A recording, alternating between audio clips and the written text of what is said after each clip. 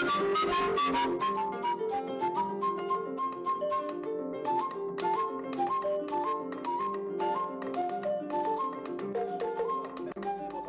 bienvenue dans cette édition dont voici le sommaire.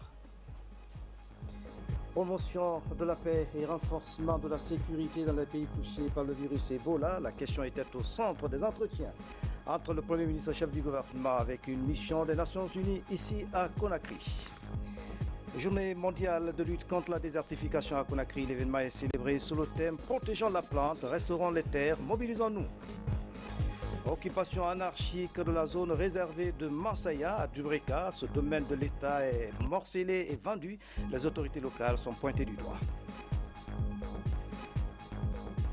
Mesdames et messieurs, bonsoir. Merci de votre attention et bienvenue dans cette édition. Le président de la République poursuit son séjour de travail à Pétersbourg, en Russie. Professeur Alpha Condé participe au 20e Forum international économique.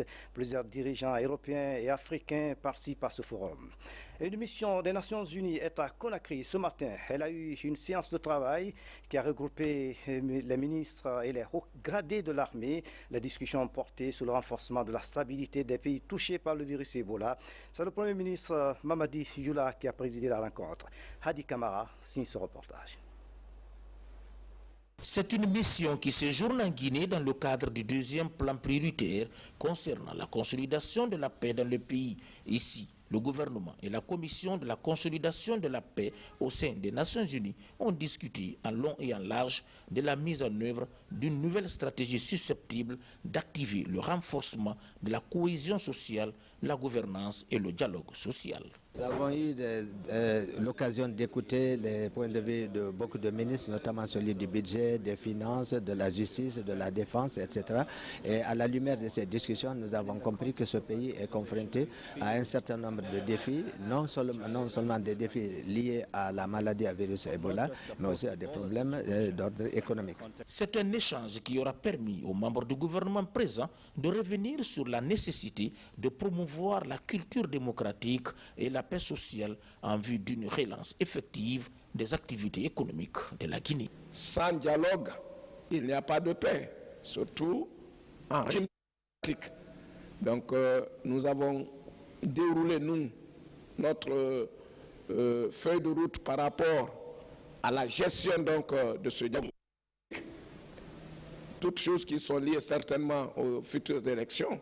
Et ensuite, nous en avons débattu sur les questions de frontières, n'est-ce pas, de notre pays. Le Premier ministre qui a présidé la séance a mis l'accent sur le rôle important que la Commission de la consolidation de la paix des Nations Unies a joué depuis l'apparition de la fièvre à virus Ebola dans les 3 pays touchés. Nous avons abordé les axes essentiels de ce programme, la réforme du système de la sécurité, le renforcement des capacités, notamment au niveau de la jeunesse et des femmes.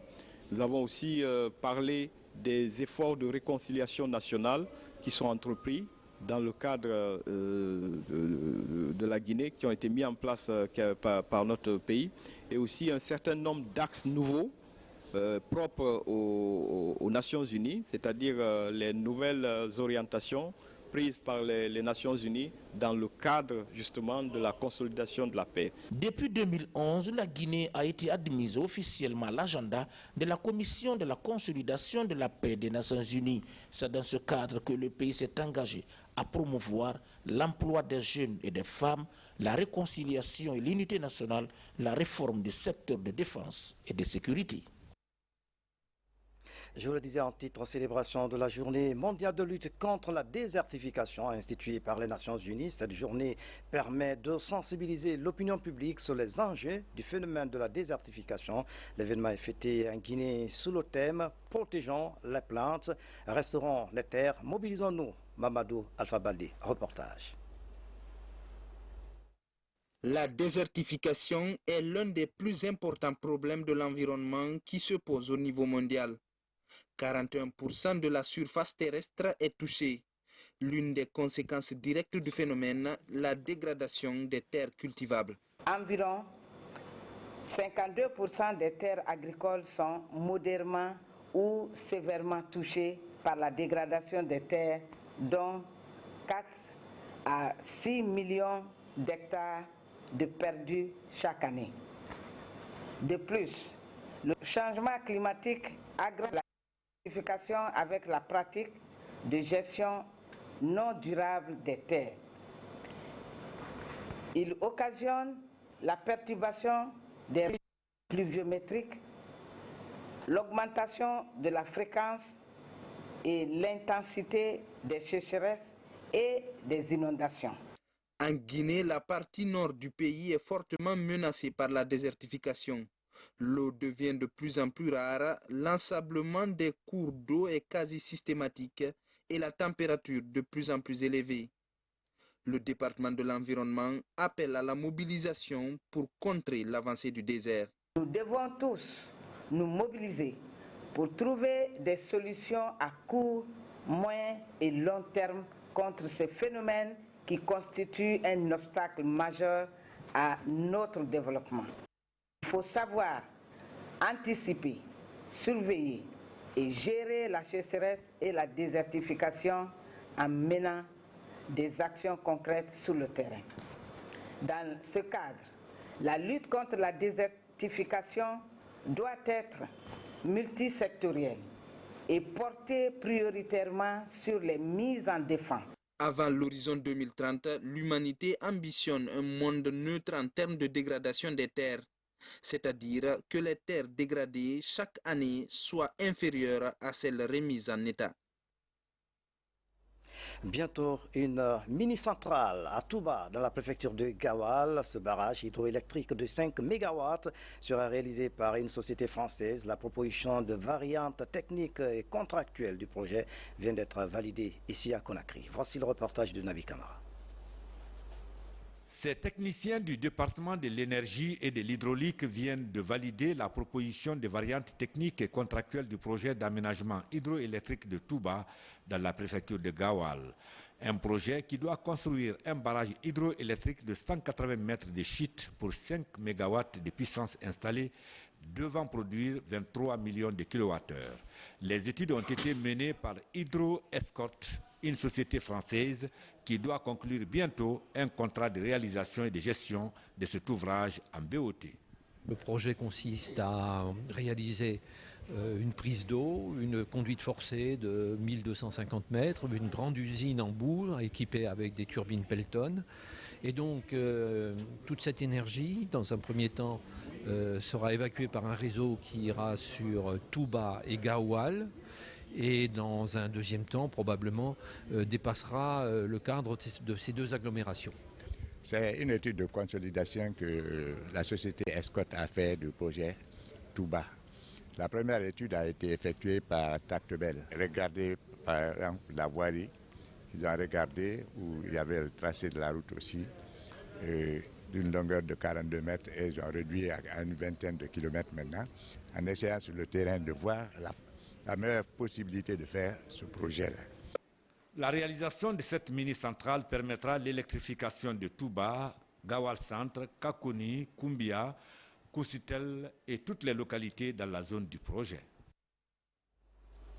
Et puis, dans l'actualité toujours, les embouteillages constatés ces derniers jours à Conakry préoccupent le ministère de la Sécurité. Dans un communiqué publié ce jeudi, le ministre Maître Abdoulkabel Kamara a fait part des nouvelles dispositions prises pour rendre la circulation fluide, notamment la mise en fourrière des véhicules stationnés sur les emprises des voies publiques. Tierno Ousmane Diallo fait le point. Depuis 2 semaines environ, le constat est le même sur les principales routes de la capitale.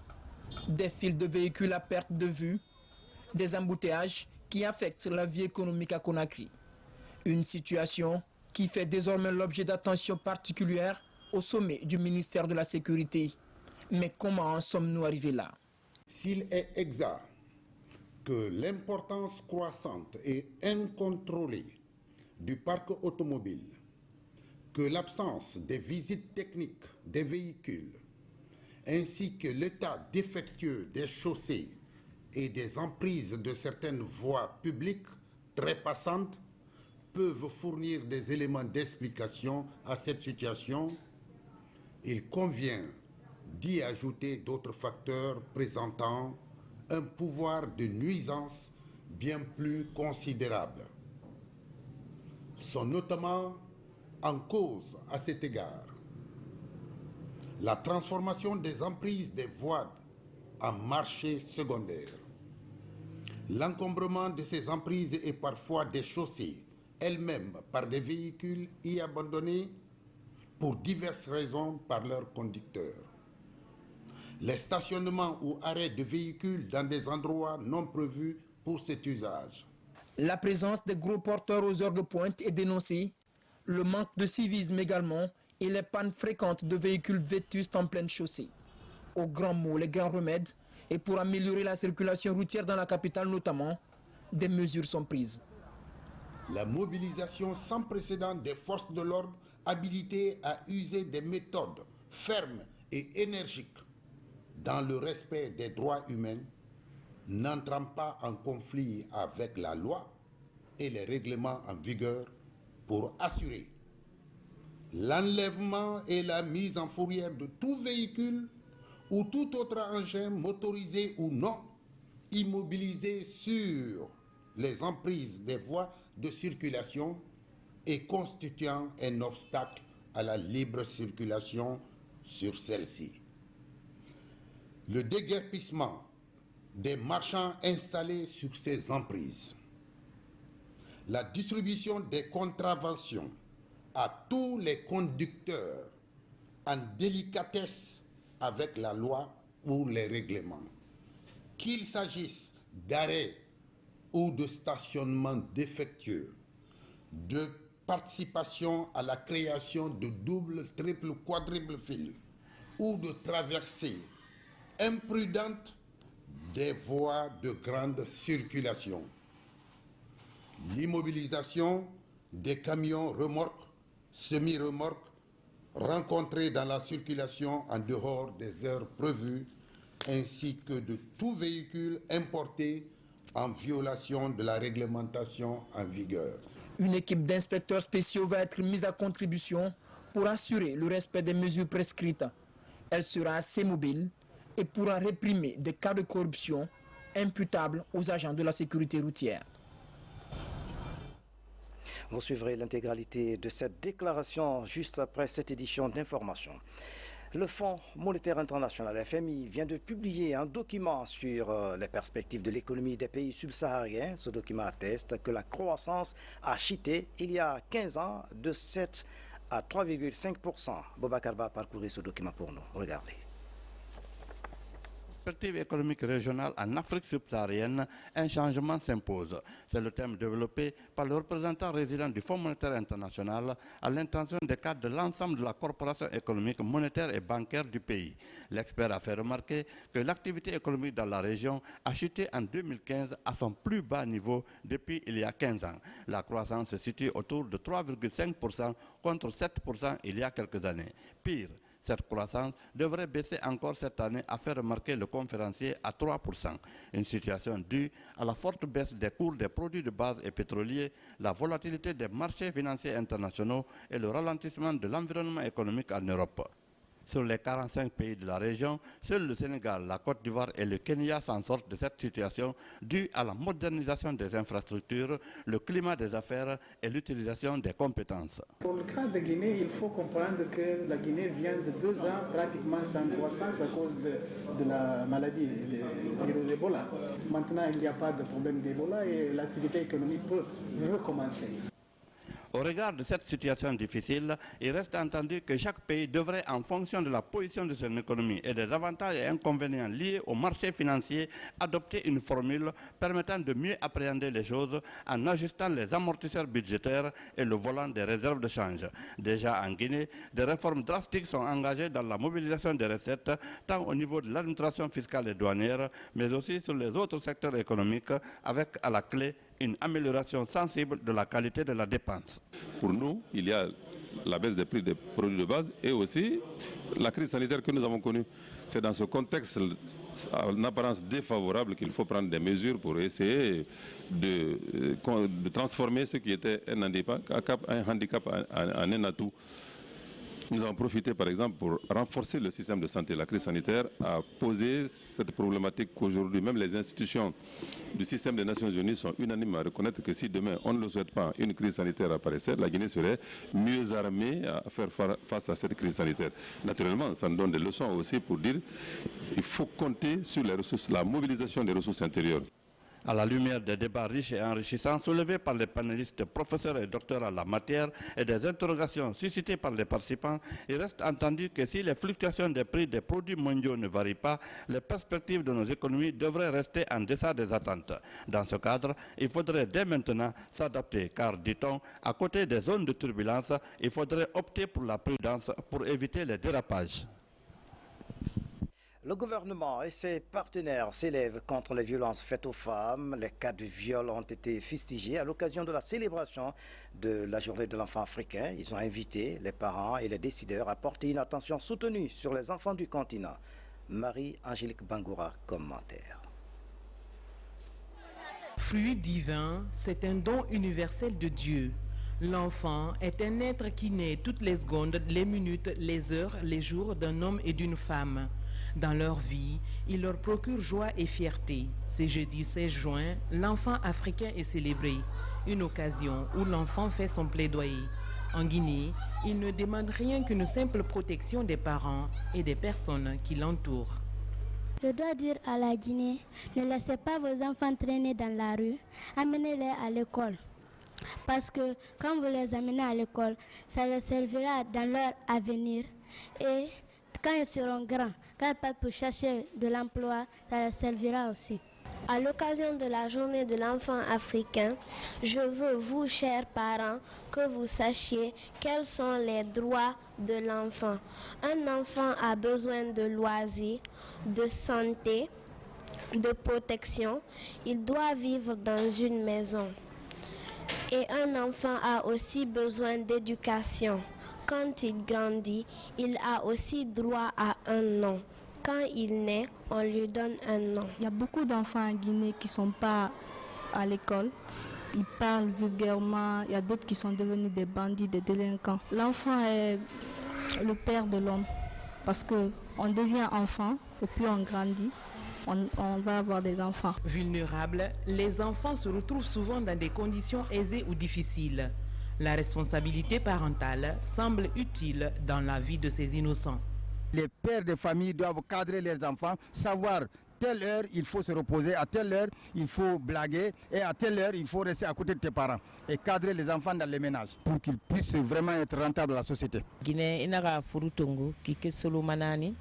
Une femme, dès son premier jour de grossesse jusqu'à 9 mois, traverse plusieurs étapes difficiles. Alors, si elle gagne cet enfant, elle doit à son tour en prendre soin, lui donner une bonne éducation pour qu'il devienne une personne importante dans la société. Dans le cas contraire, cet enfant deviendra un délinquant.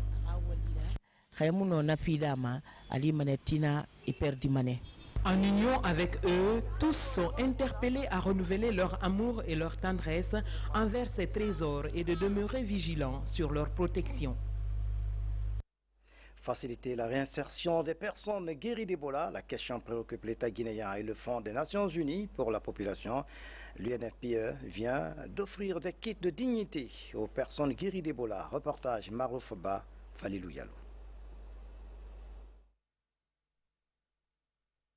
L'épidémie d'Ebola est vaincue, mais la prise en charge des personnes guéries de la maladie se poursuit. Un défi pour le gouvernement et ses partenaires techniques et financiers. Dans cette perspective, le Fonds des Nations Unies pour la population vient au secours de plus de 300 guéris d'Ebola. Le geste se traduit par la remise de ces kits dits de dignité. Ils sont composés de condoms, des seaux, des nattes et autres accessoires. Les kits que nous recevons aujourd'hui, c'était des kits destinés aux couches vulnérables de la population.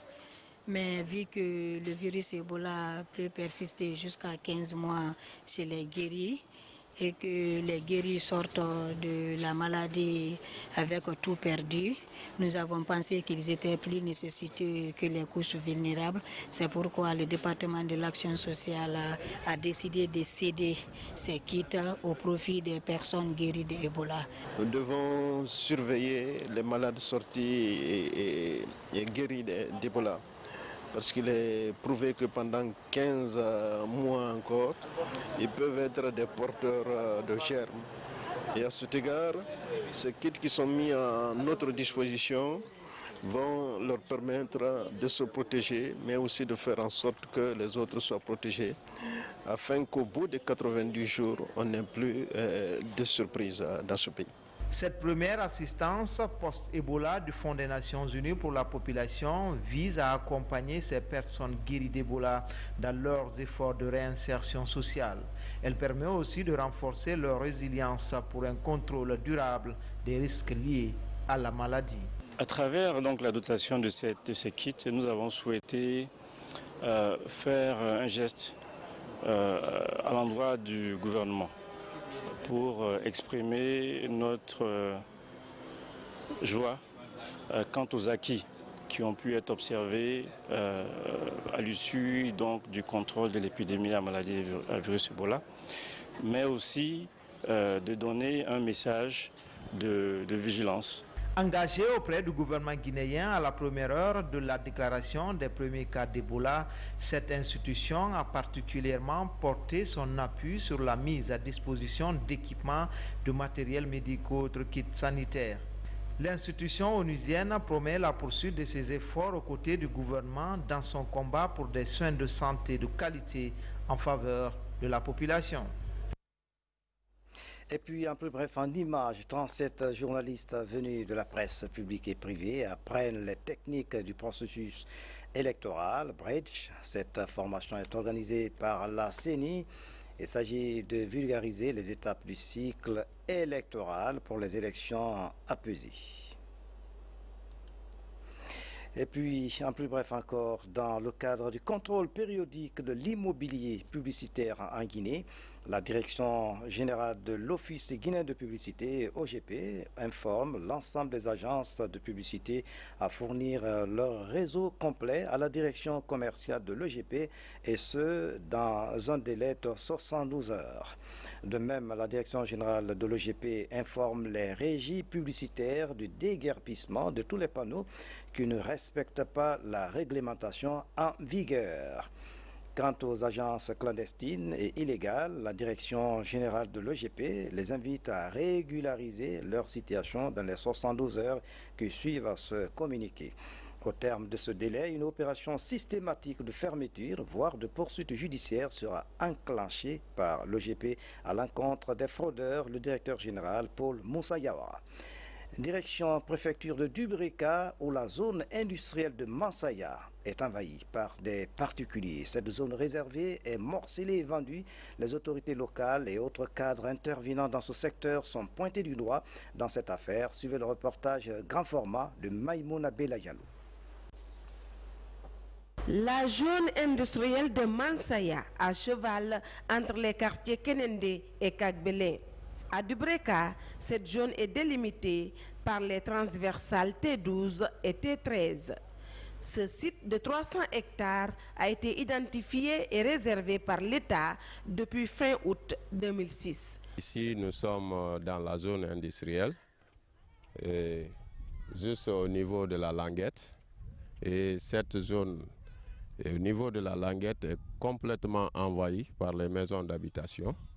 Et vous verrez à ma gauche, c'est les usines, mais cette bande à ma droite, c'est les maisons d'habitation, mais qui sont dans l'industrie, dans les 312 hectares de la zone industrielle. La zone industrielle commence à partir de la ligne de moyenne tension, à partir de Kenende, Kagbele, Kalema, et ça remonte. À partir de la ligne de moyenne tension, commence la zone industrielle. Dès après la fin du carême, tel que le président nous a demandé, les opérations de déguerpissement vont commencer. Actuellement, nous sommes en discussion avec des partenaires pour aménager les zones industrielles.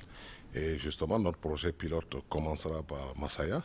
Vous savez, le plus important, c'est de viabiliser les espaces, aménager les espaces, amener les équipements de base, à savoir l'eau, l'électricité, faire les assainissements qu'il faut pour que les plateformes soient prêtes à recevoir des équipements, éventuellement construire même si possible des hangars et les mettre à la disposition de ceux qui veulent créer des petites ou moyennes entreprises ou des grandes entreprises pour les espaces de location, etc. Malgré l'interdiction d'y construire des habitations, des particuliers envahissent la zone avec la complicité des élus locaux.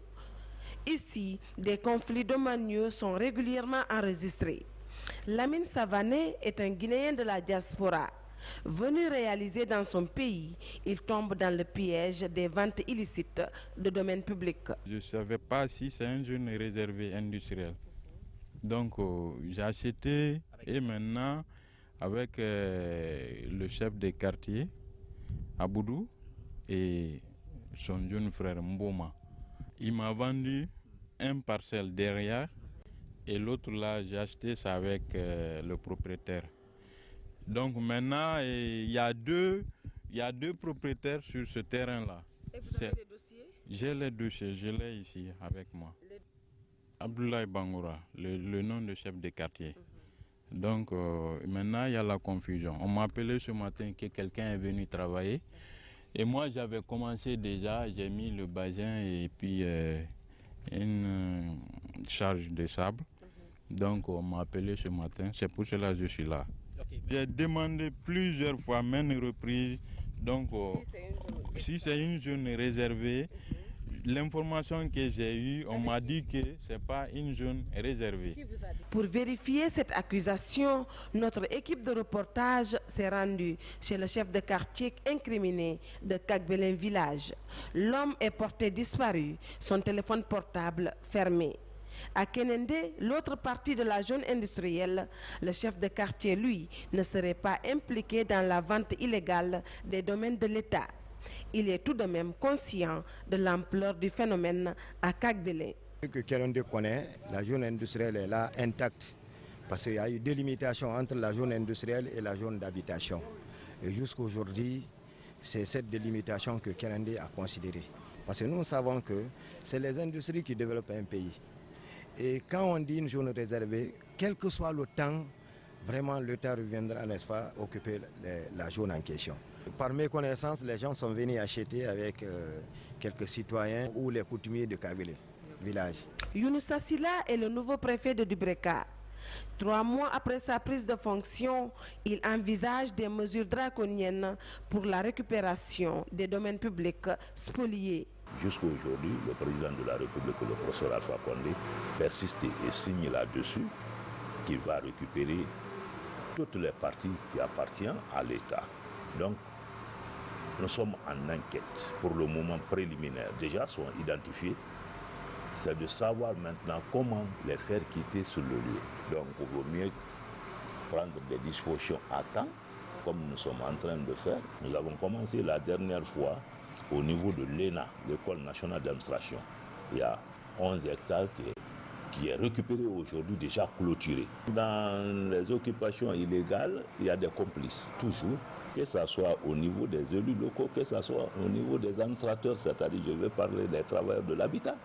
Parce que ce n'est pas les administrateurs, ou surtout de l'administration du territoire qui s'impliquent, mais plutôt au niveau de l'habitat et au niveau des élus locaux qui sont là en train de manigancer parce que c'est eux qui délivrent les premiers d'abord.